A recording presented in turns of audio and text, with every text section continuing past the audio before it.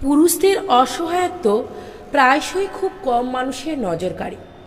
মানুষ শুধু তাদের হাসতে দেখে, তবে হাসির পেছনে লুকিয়ে রাখা পাহাড় সম কষ্টগুলো কখনোই প্রকাশ করতে পারে না তারা কারো কাছে। কষ্টগুলো তারা নিজেদের মাঝে লুকিয়ে রেখে ভেতরে ভেতরে একা প্রতিনিয়ত দুমড়ে মুচড়ে মরে। পুরুষদের কাঁদতে হয় না, এই সূত্রে বড় হতে হয় এই সমাজের ছেলেগুলোকে।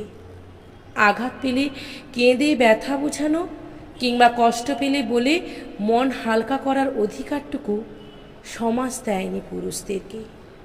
তাই যত ঝড়ঝাপটা আসুক না কেন, যত বড় কষ্টের পাহাড় মাথায় এসে পড়ুক না কেন, তাদের কখনো কাঁদতে দেখা যায় না।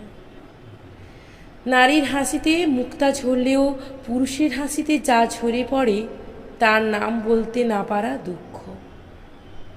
বাবা মায়ের দায়িত্ব, ভাই বোনের খেয়াল, আত্মীয়তা মেনটেন, সামাজিক অবস্থান ধরে রাখা, ভবিষ্যতের চিন্তা, সন্তান, সংসার, আরও কত কী পরিকল্পনা। আর সব কিছুকে বাস্তবায়ন করার জন্য জীবনভর দিনকে রাত, রাতকে দিন বানিয়ে গাধার মতো খাটতে থাকা। অথচ বেলা শেষে কত শত অভিযোগের মুখোমুখিও হওয়া। কখনো ভালো সন্তান না হতে পারার অভিযোগ, ভালো স্বামী, কখনো কিংবা ভালো ভাই না হতে পারা। মানুষ ভাবে পুরুষ হওয়া সহজ বড়, কি সুন্দর মেরুদণ্ড উঁচু করে চলে তারা।